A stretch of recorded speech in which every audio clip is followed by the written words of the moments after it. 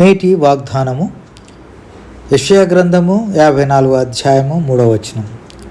పాడైపోయిన పట్టణములను నివాస స్థలముగా చేయును.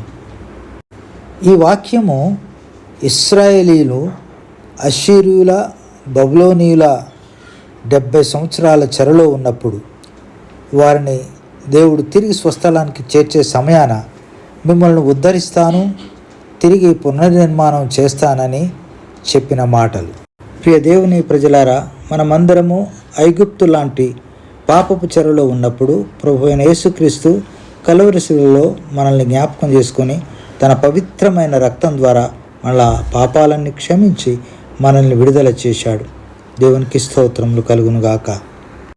దేవా, నీ ప్రియకుమారుడైన యేసుక్రీస్తు ప్రభుల వారిని మా కొరకై కలువరి శిలువకు అప్పగించి మమ్మల్ని విమోచించినందుకై వందనాలు. యేసు నామములో ప్రార్థిస్తున్నాం తండ్రి, ఆమేన్.